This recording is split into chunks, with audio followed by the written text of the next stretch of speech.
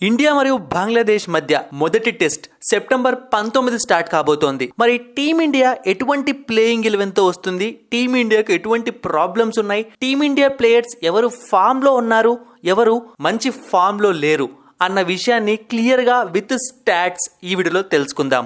బంగ్లాదేశ్ తో జరగబోయే మొదటి టెస్టులోనే టీమిండియా విజయం సాధిస్తే ఒక చరిత్రను లిఖించబోతోంది. అది ఎలా అంటే, ఇప్పటి వరకు టీమిండియా 579 టెస్ట్ మ్యాచ్లు ఆడింది. అందులో 178 విజయాలు, 178 అపజయాలు ఉన్నాయి. అంటే 178 విన్స్ అండ్ 178 లాసెస్.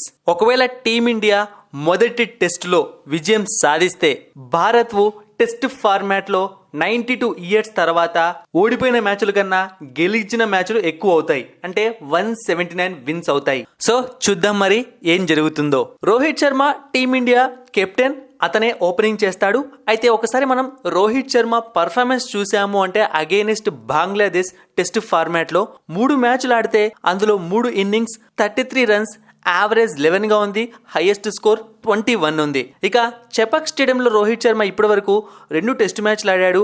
4 ఇన్నింగ్స్లో కలిపి 82 రన్స్, యావరేజ్ 20.50 ఉంది, హైయెస్ట్ స్కోర్ 43 ఉంది. ఇక మరో ఎండ్ లో రోహిత్ శర్మతో కలిసి ఓపెనింగ్ చేసేది యశస్వి జైస్వాల్. అయితే రీసెంట్ గా దులీప్ ట్రోఫీలో యశస్వి జైస్వాల్ ఫెయిల్ అయ్యాడనే చెప్పాలి.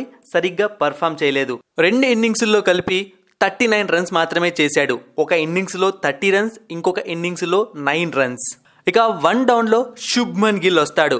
శుభ్మన్ గిల్ కూడా దులీప్ ట్రోఫీలో పెద్దగా పర్ఫామ్ చేయలేదు. కేవలం 25 రన్స్ ఒక ఇన్నింగ్స్ లో, 21 రన్స్ ఒక ఇన్నింగ్స్ లో చేశాడు.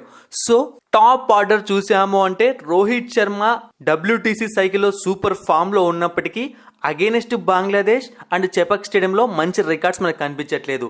బట్ రోహిత్ శర్మ పైన మనం నమ్మకం పెట్టుకోవచ్చు అనమాట, ఎందుకంటే ఎక్స్పీరియన్స్డ్ ప్లేయర్ కాబట్టి.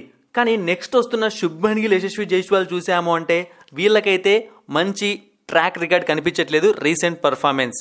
ఇక నెక్స్ట్ 2 డౌన్ లో విరాట్ కోహ్లీ వస్తాడు.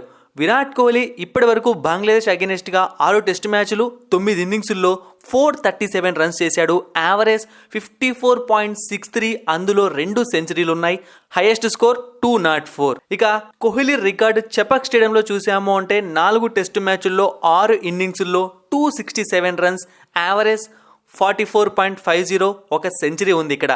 ఇక నెక్స్ట్ ప్లేస్ లో కేఎల్ రాహుల్ వస్తాడా, సర్ఫరాజ్ ఖాన్ వస్తాడా? సో దులీప్ ట్రోఫీలో పర్ఫార్మెన్స్ చూశాక కూడా, అంటే సూపర్ పర్ఫార్మెన్స్ ఇవ్వలేదు కేఎల్ రాహుల్, అయినా సరే బంగ్లాదేశ్ టెస్ట్ స్క్వాడ్ లో చేర్చారు అంటే కేఎల్ రాహుల్ ఆడడానికి ఎక్కువ అవకాశాలు ఉన్నాయి. బట్ దులీప్ ట్రోఫీ పర్ఫార్మెన్స్ ఒకసారి చూసాము అంటే ఒక ఇన్నింగ్స్ లో 37 రన్స్ మాత్రమే చేశాడు కేఎల్ రాహుల్, పెద్దగా ఆకట్టుకోలేకపోయాడు.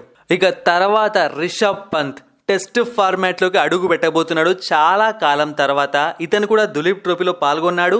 ఒక ఇన్నింగ్స్ లో ఫెయిల్ అయి 7 రన్స్ కొట్టిన తర్వాత ఇన్నింగ్స్ లో మనకు రిషబ్ పంత్ మార్క్ చూపించాడు. కేవలం 47 బాల్స్ లోనే 61 రన్స్ కొట్టి రిషబ్ పంత్ టెస్ట్ ఫార్మాట్ ఎలా ఆడతాడో అందరికీ చూపించాడు. ఇక నెక్స్ట్ ఆ తర్వాత రవీంద్ర జడేజా వస్తాడా, లేకుంటే అక్షర్ పటేల్ వస్తాడా, లేకుంటే ఈ ఇద్దరిని పెట్టుకొని వస్తారా? సో రవీంద్ర జడేజా, అక్షర్ పటేల్ ఇద్దరు ఒకవేళ టీంలో ఉంటే కుల్దీప్ యాదవ్ను పక్కకు పెట్టాల్సి వస్తుంది. సో అలాంటి పని చెయ్యరు. మాక్సిమం రవీంద్ర జడేజాతోనే వచ్చే అవకాశం ఉంది, ఎందుకంటే చెపాక్ లో మ్యాచ్ ఆడుతున్నారు కాబట్టి. ఒకసారి మనం జడేజా అగైనెస్ట్ బంగ్లాదేశ్ చూసాము అంటే టెస్ట్ మ్యాచ్ల్లో 6 మ్యాచెస్ లో 22 వికెట్స్ తీసుకున్నాడు. Best bowling 4 runs, 78 runs, average 24.36. ఇక చెపక్ స్టేడియంలో రవీంద్ర జడేజా 5 టెస్ట్ మ్యాచ్లు ఆడితే 27 వికెట్స్ తీసుకున్నాడు. Best bowling 7/42, average 18.85. ఇక నెక్స్ట్ రవిచంద్రన్ అశ్విన్ ఖచ్చితంగా టీంలో ఉంటాడు. And he's one of the match winner for India in every test match. ఇది గుర్తుపెట్టుకోవాలి. అగైనెస్ట్ బంగ్లాదేశ్ 7 టెస్ట్ మ్యాచ్లో 31 వికెట్స్ తీసుకున్నాడు అశ్విన్. బెస్ట్ బౌలింగ్ చూసాము అంటే 103 రన్స్, 6 వికెట్స్, యావరేజ్ 20.45 ఉంది. ఇక చెపక్ తన హోమ్ గ్రౌండ్ లో Ashwin 8 matches 50 wickets, best bowling 59 runs, 7 wickets, average 21.30. ఇక ఆ తర్వాత స్పిన్ కోటాలో కుల్దీప్ యాదవ్ కు టెస్ట్ మ్యాచ్ లో చోటు దక్కుతుంది. Kuldeep Yadav against Bangladesh in test matches 2 matches మాత్రమే ఆడాడు. 13 వికెట్స్ తీసుకున్నాడు. Best bowling 40 runs, 5 wickets, average 15.38. ఇక చెపక్ స్టేడియంలో కుల్దీప్ యాదవ్ ఒక మ్యాచ్ మాత్రమే ఆడాడు, అందులో 2 వికెట్లు తీసుకున్నాడు. Best bowling 25 runs 2 wickets, average 30.50 ఉంది. ఇక మనం స్పీడ్ బౌలర్స్ పేసర్స్ విషయానికి వచ్చాము అంటే మొహమ్మద్ సిరాజ్ టీంలో ఉండే అవకాశం ఉంది. అగైనెస్ట్ బంగ్లాదేశ్ టెస్టుల్లో అతను 2 మ్యాచ్లు ఆడితే 8 వికెట్లు తీసుకున్నాడు, average 21.25, best bowling 42 runs 4 wickets. ఇక చెపక్ గ్రౌండ్లో ఒక మ్యాచ్ మాత్రమే ఆడాడు సిరాజ్, అందులో 5 వికెట్లు తీసుకున్నాడు, average 22.40, best bowling 38 runs 3 wickets. ఇక బుమ్రా ఖచ్చితంగా ఆడే అవకాశం ఉంది. టోటల్గా అగైనెస్ట్ బంగ్లాదేశ్ 3 టెస్ట్ మ్యాచ్లు ఆడితే 12 వికెట్లు తీసుకున్నాడు, 19.50 average, best bowling 27 runs 5 wickets. ఇక బుమ్రా చెపక్ స్టేడియంలో 2 టెస్ట్ మ్యాచ్లు ఆడితే అందులో 10 వికెట్స్ తీసుకున్నాడు, average 18.70, best bowling 32 runs 4 wickets. So ఓవరాల్గా టీమిండియా ప్లేయింగ్ 11 ఒకసారి చూసాము అంటే రోహిత్ శర్మ, యశస్వి జైస్వాల్, శుభ్మన్ గిల్, విరాట్ కోహ్లీ, కేఎల్ రాహుల్, రిషబ్ పంత్, రవీంద్ర జడేజా, రవిచంద్రన్ అశ్విన్, కుల్దీప్ యాదవ్, మొహమ్మద్ సిరాజ్, జస్ప్రీత్ బుమ్రా.